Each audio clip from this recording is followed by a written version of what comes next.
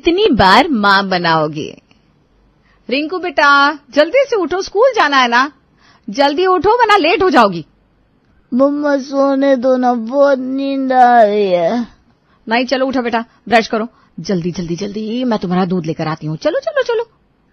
ठीक है ब्रश करता हूँ। भाभी माँ मेरा प्रोटीन शेक भी बना दीजिए ना, मुझे भी जिम जाना है। अरे पहले रिंकू को रेडी कर दो स्कूल के लिए, फिर बनाती हूँ प्रोटीन शेक आपका। नहीं भाभी माँ, मुझे भी रिंकू के साथ ही प्रोटीन शेक चाहिए। आखिर आप मेरी भी तो माँ जैसी है ना। प्लीज प्लीज प्लीज, तो मेरे लिए क्यों नहीं? ये भी हद है यहाँ। अरे रिंकू को स्कूल जाना है, उसकी बस छूट जाएगी इसलिए कह रही हूँ। पर नहीं, रोहन भैया को तो रिंकू की जगह चाहिए। इतने बड़े हो गए पर बचपना नहीं गया। बनाती हूँ इनका प्रोटीन शेक भी। परिति ने रिंकू को दूध दिया और रोहन को प्रोटीन शेक भी दे दिया। फिर रिंकू को तैयार करके परिति ने कहा, रोहन भैया अब जिम जाते जाते रिंकू को स्कूल में बस में बिठा भी दीजिएगा। मुझे कोई बहाना नहीं चाहिए, रिंकू को स्कूल बस में आप ही छोड़ेंगे। ओके भाभी माँ। रोहन रिंकू को लेकर चला गया। तभी इशिका ने कहा, गुड मॉर्निंग भाभी, मेरी चाय ला दो ना प्लीज, और मेरे सर में तेल भी लगा दो ना। ला तेरे सर में मालिश कर देती हूँ तेल की, तेरी भाभी को घर के और भी काम है। ना मम्मा, अब आपके हाथ की मालिश में वो बात नहीं रही। सर में तेल तो भाभी लगाती हैं। हा एकदम दिमाग शांत हो जाता है। बिल्कुल माँ की ममता का एहसास होता है। भाभी तो मेरी भाभी माँ है ना भाभी? लगा देंगे ना तेल सर में? हाँ बाबा लगा दूंगी, बस थोड़ी देर रुक जाओ, मैं सबके लिए नाश्ता बना दूं पहले। ओके भाभी माँ। जिसे देखो वो परिधि के गुण गा रहा है, मेरी तो कोई अहमियत ही नहीं बची है। अच्छा ही है परिधि ने घर को इतनी अच्छी तरह संभाल लिया कि मुझे तो किसी बात की फिक्र ही नहीं रही। परिधि घर की बड़ी बहू थी, उसने आते ही घर की सारी जिम्मेदारियां संभाल ली थी। अब हर कोई परिधि को अपनी माँ की तरह देखता था। शादी के 5 साल ही हुए थे अभी परिधि को, पर देवर ननद बड़े छोटे सबकी माँ थी वो। अब आगे देखते हैं क्या होता है। परिधि ने सबके लिए नाश्ता बनाया, सब नाश्ते के टेबल पर आ गए। आज मैंने आप सबके लिए पिज्जा पराठा बनाया है। अरे वाह भाभी माँ, आज तो मजा ही आ जाएगा नाश्ते में। हाँ भाई परिधि, खाना बनाने में तुम्हारा कोई जवाब नहीं है। मेरा भी नाश्ता लगा दो बहू, फिर दवाइयां भी लेनी है। हाँ पापा जी, पर आपको पराठे नहीं मिलेंगे, आपके लिए दलिया बनाया है, आप वही खाएंगे। डॉक्टर ने आपको ये सब खाने के लिए मना किया है। अरे मुझे नहीं खाना रोज रोज ये दलिया, मुझे अच्छा नहीं लगता। पापा जी खाना तो आपको यही पड़ेगा। मैं इसमें ना थोड़ी सी काली मिर्च और चाट मसाला मिला देती हूँ, आपको अच्छा लगेगा। बेटा कितना ख्याल रखती हो तुम, बिल्कुल एक माँ की तरह। मुझे लगता है मेरी माँ ने ही तुम्हारे रूप में दूसरा जन्म लिया है। कितनी ममता है तुम्हारे अंदर। लो भाई, अब मैं इनकी भी माँ बन गई। यहाँ मेरी शादी को अभी सिर्फ 5 साल हुए हैं, मेरा एक 3 साल का बच्चा है, और इस घर में बड़े से छोटे तक सबकी माँ बन चुकी हूँ। कितना अजीब है, जिसे देखो मुझे माँ ही बनाने पर तुला है। नाश्ता हो गया भाभी, अब चलिए ना मेरे सर में तेल लगा दीजिए। नहीं भाभी माँ, पहले मेरी बात सुनेंगी। भाभी माँ आपसे कुछ बात करनी है मुझे, चलिए ना एक बार बालकनी में। और इशिका, तू अपने इस चिड़िया के घोंसले जैसे बालों को खुद संभाल, समझी? देखिए ना भाभी, ये मेरे बालों को चिड़िया का घोंसला बोल रहा है, मैं इसके बाल नोच लूंगी। अरे बस करो आप दोनों, मैं इशिका दीदी के बालों में तेल लगाकर अभी आपसे बात करती हूँ। तब तक आप दुकान जाने के लिए रेडी हो जाइए, वरना आज आपके भैया आपकी क्लास लगा देंगे। जी भाभी माँ। अब परिधि ने इशिका के बालों में तेल लगाया और फिर रोहन के पास गई। बोलिए रोहन भैया, क्या बोल रहे थे आप? कोई जरूरी बात करनी थी आपको? हाँ भाभी, बात यह है कि मैं एक लड़की से प्यार करता हूँ, बहुत अच्छी है, पढ़ी लिखी है। अच्छा, तो प्यार का मामला है। पर इसमें मैं क्या करूं? जाकर मम्मी जी से बात कीजिए, बड़ों की मर्जी से ही बात आगे बढ़ सकती है ना। भाभी आप भी तो मम्मी की तरह ही है ना, बड़ी भाभी तो माँ समान होती है, इसीलिए तो मैं आपको भाभी माँ कहता हूँ। अच्छा, अब ज्यादा मक्खन मत लगाइए, ये बताइए करना क्या है? भाभी माँ आप घर पर सबसे बात कीजिए ना मेरे लिए। मैंने तो विशाखा से भी कहा है कि मेरी भाभी माँ है, सब संभालेगी, तुम चिंता मत करो। अच्छा, तो उसका नाम विशाखा है। ठीक है, मैं घर पर बात करती हूँ, पर सब मिलकर जो फैसला करेगी आपको मानना पड़ेगा, फिर आपकी नहीं चलेगी। ओके भाभी माँ, आपका हुक्म सर आंखों पर आप अपनी तरफ से समझाने की पूरी कोशिश करना। रात के खाने के वक्त घर के सभी लोग एक साथ टेबल पर खाना खा रहे थे। तभी परिधि ने रोहन और विशाखा वाली बात शुरू की। वो आप सबसे मुझे कुछ बात करनी थी। हाँ बोलो ना परिधि बेटा, क्या बात है? पहले आप लोग प्रॉमिस कीजिए कि आप में से कोई भी बात सुनकर गुस्सा नहीं करेगा। पहले सभी ठंडे दिमाग से सोचेंगे, फिर फैसला करेंगे। अरे ऐसी भी क्या बात है जो तुम्हें इतनी भूमिका बांधनी पड़ रही है बातों से पहले? हाँ भाभी, आप इतनी सीरियस है, मतलब कुछ बड़ी बात है? हाँ, बात तो बड़ी है, पर जब तक आप लोग प्रॉमिस नहीं करते मैं नहीं बोलने वाली। अच्छा बाबा, हम में से कोई भी गुस्सा नहीं करेगा, सब सोच समझ कर अपनी राय रखेंगे बस। तो बात यह है कि रोहन भैया किसी विशाखा नाम की लड़की से प्यार करते हैं और उससे शादी करना चाहते हैं। लड़की पढ़ी लिखी है, एक प्राइवेट कंपनी में जॉब भी करती है। अगर आप सबको समझ आए तो विशाखा और रोहन भैया की शादी कर देते हैं। ये सब प्यार व्यार मुझे समझ में नहीं आता। अरे शादी तो उसी से करनी चाहिए जिससे माँ बाप तय करें। पर पापा जी, जब रोहन भैया ने लड़की पसंद कर ली है तो मुझे भी इसमें कोई बुराई नजर नहीं आती। आजकल तो प्राय सभी इसी तरह अपनी पसंद से शादी करते हैं। परिधि, तुम कह रही हो तो सही होगा। तुम तो रोहन का भला ही सोचोगी, आखिर तुम उसकी माँ जैसी हो। भाई मेरी तरफ से तो हाँ है, एक तरफ से अच्छा है ना। अब हमें रोहन की शादी की चिंता करने की जरूरत नहीं है। भाभी, इस उल्लू ने कोई तो सही काम किया, वरना हर बार रायता ही फैलाता है। तू चुप कर छिपकली, जब देखो तब परेशान करती रहती है। हे भगवान, ये दोनों फिर शुरू हो गए। अब एकदम चुप। काम की बात में बीच में नहीं लड़ते। सॉरी भाभी, अब नहीं करेंगे। हाँ भाभी, सॉरी। ये हरकतें देखो। ये रोहन क्या शादी के लायक लगता है? पर फिर भी अगर घर में सबकी हाँ है तो मुझे भी कोई आपत्ति नहीं है। बुला लो लड़की वालों को, बात करके रिश्ता तय कर देते हैं। घर के सब लोग राजी हो गए। लड़की वालों से बात करके रिश्ता तय हो गया और कुछ दिन बाद विशाखा और रोहन की धूमधाम से शादी हो गई। विशाखा बहू बनकर अब ससुराल आ चुकी थी। अगले दिन सुबह विशाखा तैयार होकर हॉल में आई और कहा, भाभी, मम्मी जी, मुझे ऑफिस जाना है, मैं शाम को जल्दी घर आ जाऊंगी। अरे बेटा, पर अभी कल ही तो तू इस घर में आई है और आज ही ऑफिस? ऐसा भी क्या काम है? 1 महीने की तो छुट्टी करनी चाहिए थी ना। ये तो गलत बात है। मैं ऑफिस इतनी जल्दी नहीं जाना चाहती थी, पर क्या करूं, मेरे बॉस का फोन आया था और उन्होंने कहा कि फॉरेन से कुछ क्लाइंट्स आ रहे हैं तो मुझे जाना ही होगा ऑफिस। अब बताइए मैं क्या करूं? तो छोड़ दो ऑफिस, कोई जरूरत नहीं है काम करने की। घर पर रहो, परिधि के साथ घर के काम करो।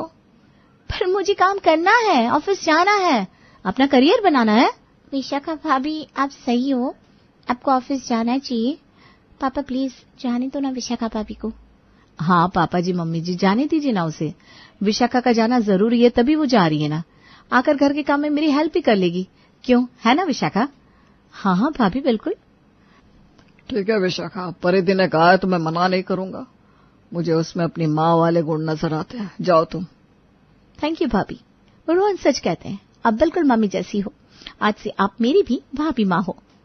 विशाखा चली गई। परिधि ने मन ही मन कहा, लो एक बार फिर मैं माँ बन गई। ये किसी को मेरे अंदर बहन, भाभी, सहेली क्यों नहीं दिखती? सब मुझे अपनी माँ ही क्यों बनाते हैं, पता नहीं। मम्मी चलो ना, आइसक्रीम खाने चलते हैं, मुझे आइसक्रीम खानी है। बेटा बाद में कभी चलेंगे, अभी मम्मी को बहुत काम है। आप हमेशा ऐसा बोलते हो, मुझे आज जाना है आपके साथ आइसक्रीम खाने। ओके बाबा, जाएंगे। अब खुश? अब जाकर अपने पापा से कहो रिंकू को और मम्मी को आइसक्रीम खिलाने जाना है, ले चलो। ये मम्मा मान गई, मैं अभी जाकर पापा को बोलता हूँ। तभी सुदीप भी वहां आता है। अरे रिंकू बेटा, क्या बोलना है मुझे? क्या खिचड़ी पक रही है माँ बेटे में? पापा आज आइसक्रीम खिलाने ले चलो मुझे और मम्मी को, प्लीज पापा। बच्ची का इतना मन है तो चलते हैं ना आज बाहर, मुझे भी अच्छा लगेगा। काफी दिन हो गए हमने साथ में टाइम ही नहीं बिताया। ठीक है चलते हैं आज कहीं। तुम जल्दी से काम खत्म कर लो। हाँ बस मैं मम्मी जी और पापा जी का खाना बना दूं, फिर चलते हैं। परिधि ने फटाफट काम खत्म किया और तैयार हो गई। अब सुदीप, रिंकू और परिधि बाहर जा रहे थे। उन्होंने ममता से कहा, मम्मी हम बाहर जा रहे हैं, रात को आने में देर हो जाएगी। अरे परिधि का जाना जरूरी है क्या? परिधि चली जाएगी तो ये घर कौन संभालेगा? मम्मी जी आप तो ऐसे कह रही हैं जैसे मैं 1 हफ्ते के लिए कहीं जा रही हूँ। अरे मैं थोड़ी देर इनके साथ और रिंकू के साथ बाहर जा रही हूँ, इसमें क्या दिक्कत है? और घर में कोई छोटा बच्चा भी नहीं है जिसे संभालना पड़ेगा। अब पर तेरे लिए तो सारे ही बच्चे हैं, सब तुझे अपनी माँ ही समझते हैं। हाँ तो मम्मी जी मेरा आज मन है बाहर जाने का और प्लीज मुझे जाने दीजिए। बाकी दिन तो मैं सारा घर संभालती हूँ। अभी थोड़ी देर में विशाखा भी आ जाएगी ऑफिस से, वो कर देगी बाकी के काम आपके। परिधि ऐसा कहकर सुदीप और रिंकू के साथ बाहर चली गई। कुछ घंटों के बाद परिधि घूमकर आइसक्रीम खाकर घर आई तो विशाखा ने कहा, हाय भाभी, मैं तो थक गई और जिस घर का काम करते करते। कितने नखरे हैं घर वालों के, मिनट मिनट में इनको चाय चाहिए, हर चीज उनके हाथ में खोज कर रखो, खाने में भी कितने नखरे हैं। कैसे संभालती है भाभी ये सब आप रोज? शुरू में मुझे भी बड़ी टेंशन होती थी, पर अब मुझे आदत हो गई है। तुम्हें भी धीरे धीरे आदत हो जाएगी। आखिर घर तुम्हारा भी तो है, तुम्हें भी तो संभालना है ना ये घर। नो नो नो भाभी, मुझसे नहीं समझता ये घर। ये सब आप ही देख लीजिए। अगर प्रॉब्लम होगी तो एक मेड रख लेंगे, पर मैं रोज रोज इनके नखरे नहीं सहने वाली। तभी वहां रोहन और इशिका भी आते हैं। विशाखा, तुम्हें भाभी से इस तरह से बात नहीं करनी चाहिए। भाभी ने कहा है कि तुम्हें घर के काम करने पड़ेंगे, मतलब करने पड़ेंगे। भाभी हमारी माँ जैसी हैं। हाँ विशाखा भाभी, और ऐसी बहुत सी औरतें हैं जो बाहर ऑफिस के काम के साथ साथ घर के काम भी संभालती हैं। ये याद रखिएगा, आपके ऑफिस जाने की परमिशन भी परिधि भाभी ने ही दिलवाई थी। ओके बाबा, कर लूंगी मैं थोड़े बहुत घर के काम, पर ज्यादा नहीं हो पाएंगे, बता देती हूँ। विशाखा इतना कहकर अपने कमरे में चली गई। अगले दिन परिधि हॉल में बैठकर ममता से बात कर रही थी, तभी उसकी बड़ी ननद लीला का फोन आया। हेलो भाभी, कैसी हैं? मैं ठीक हूँ दीदी, आप बताइए आप कैसी हैं? भाभी, मुझे आपसे कुछ काम था। वो बात दरअसल ये है, मुझे ना 2 दिन के लिए कहीं बाहर जाना है। सोनू और चिंटू के एग्जाम है, तो सोच रही थी उन दोनों को आपके पास छोड़ देती हूँ। आप उन्हें पढ़ाकर एग्जाम भी दिला दीजिएगा। वो सब तो ठीक है दीदी, पर क्या सोनू चिंटू मुझसे पढ़ेंगे? आपके बिना वो एग्जाम कैसे दे पाएंगे? हाँ भाभी, आपसे पढ़ ही लेंगे, आपसे उनकी अच्छी जमती है। आखिर आप उनकी माँ जैसी तो हैं। परिधि मन ही मन कहती है, लो भाई, फिर से माँ बन गई। अब सोनू चिंटू ने माँ बना दिया। पता नहीं और कितनी बार माँ बनूंगी मैं। आप सुन रही है भाभी मैं क्या कह रही हूँ? हाँ हाँ दीदी, सुन रही हूँ आपकी बात। छोड़ जाइए बच्चों को यहाँ पर 2 दिन। मुझे पता था भाभी आप कभी मना नहीं करेंगे, आप बहुत अच्छी हैं। मैं कल सुबह चिंटू और सोनू को वहां छोड़ जाऊंगी। अच्छा भाभी, फोन रखती हूँ, बाय। लीला ने फोन रख दिया और दूसरे दिन सुबह लीला, सोनू और चिंटू को परिधि के पास छोड़कर चली गई। परिधि ने सोनू चिंटू को पढ़ाया और उनका एग्जाम भी दिलवाया। ऐसे ही दिन गुजर रहे थे। रोज कोई ना कोई परिधि को माँ का खिताब दे ही देता।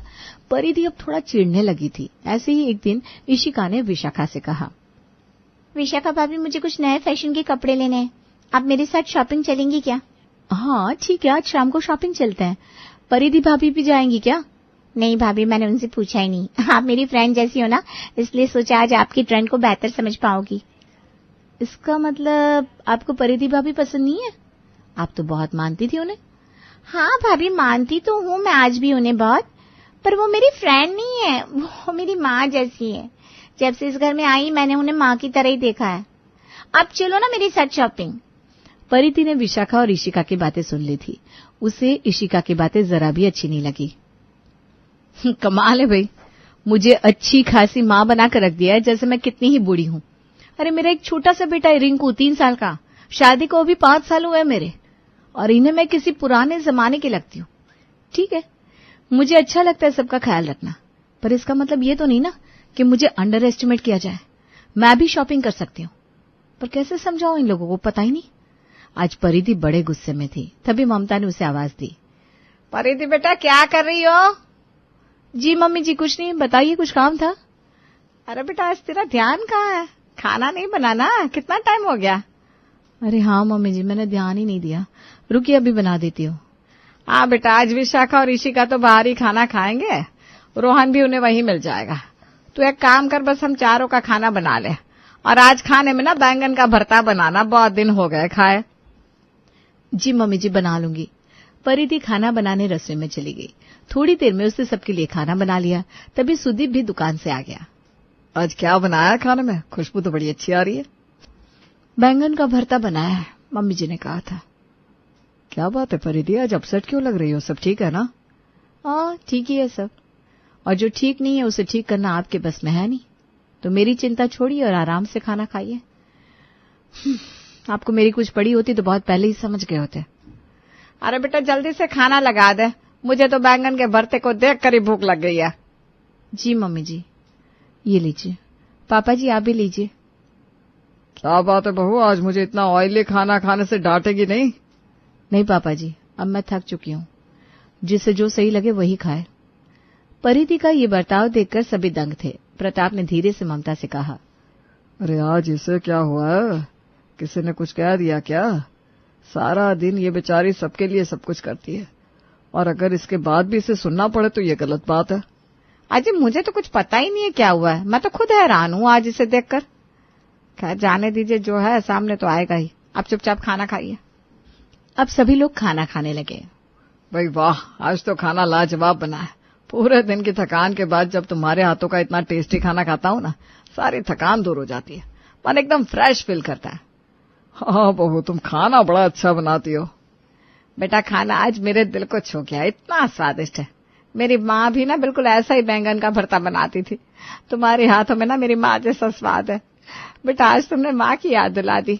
अब माँ शब्द दोबारा सुनते ही परिधि एकदम से फूट पड़ी। अब बस करिए आप लोग। अरे कितनी बार माँ बनाओगे मुझे? जब कोई अच्छा काम करो अपनी माँ बना देते हो। कभी रोहन भैया की, कभी इशिका दीदी की, कभी लीला दीदी के बच्चों की, कभी विशाखा की, यहाँ तक कि पापा जी और आपकी भी। मेरी शादी को भी पूरे 6 साल भी नहीं हुए और आप सबने मुझे इतनी बड़ी उपाधि दे दी। अरे तो बहू, इसमें बुरा क्यों लग रहा है तुम्हें? मुझे बुरा लगता है जब मुझे माँ बनाकर बस घर के कामों के लिए रखा जाता है। अरे मैं कोई 60 साल की बूढ़ी औरत नहीं हूँ। मेरी उम्र अभी बस 29 साल है, पर मुझे ऐसे ट्रीट किया जाता है जैसे मैं इस जमाने की हुई ही नहीं। मुझे भी पसंद है शॉपिंग जाना, मूवी देखना, घूमना फिरना, बाहर खाना खाना, पर नहीं, मुझे सब इस लायक समझती नहीं है। परिधि, तुम ठीक तो हो ना? तुमने आज तक कभी कोई शिकायत नहीं की, फिर अचानक क्या हो गया? मैं आज ही ठीक हुई हूँ। मैं कभी कुछ नहीं कहती, सबको बहुत प्यार करती हूँ, सबकी केयर करती हूँ। शायद इसीलिए सबने मुझे गलत समझ लिया। अरे सब मुझे प्यार करें, मुझे अच्छा लगता है, मैं सबकी केयर करूं, ये मेरा नेचर है। पर इसका मतलब यहाँ सबने गलत ही ले लिया, इसे कुछ आता नहीं, ये घरेलू बहन जी टाइप औरत है। तो मैं सबको याद दिला दूं, I am a double MA from Banaras Hindu university. पर मैंने इस घर के लिए अपना करियर नहीं बनाया, पर अब बनाऊंगी। मैं भी कल से जॉब के लिए अप्लाई करूंगी। बेटा तुम सही बोल रही हो। तुमने इस तरह इस घर को संभाला है कि तुम्हारी हर चीज की आदत हो गई हमें, और इसी आदत में हम तुम्हें समझना ही भूल गए कि तुम्हें क्या पसंद है। तुम कल से ही जॉब के लिए अप्लाई करो। मैं यानी कि तुम्हारी सास नहीं, पर तुम्हारी माँ तुम्हारे साथ है। तब तक घर के बाकी लोग भी आ चुके थे। सबने सारी बातें सुनी, सबको अपनी गलती का एहसास हो चुका था। सॉरी भाभी, मैंने आपका दिल दुखाया है। I am really sorry. भाभी, आपको माँ कहना मुझे अच्छा लगता है, पर आगे से मैं आपकी खुशी का भी ध्यान रखूंगा। पर मैं तो आपका बेटा बनकर ही रहूंगा। हाँ भाभी, आप जॉब करिए, मैं आपका पूरा साथ दूंगी घर को संभालने में, पर आपके आंचल की छांव तो मुझे भी चाहिए। हाँ बाबा, हाँ, मुझे सबका प्यार ही तो चाहिए। मुझे माँ बनने में कोई दिक्कत नहीं है। बस इतना है कि मुझे भी सब समझे कि मेरी भी कुछ इच्छाएं हैं। अब मैं अपना करियर भी बनाऊंगी और घर भी संभालूंगी और सबका ध्यान भी रखूंगी। ये हुई ना मेरी बेटी वाली बात। अब परिधि के ससुराल में सब ठीक हो चुका था और पूरा परिवार अब परिधि को सपोर्ट कर रहा था।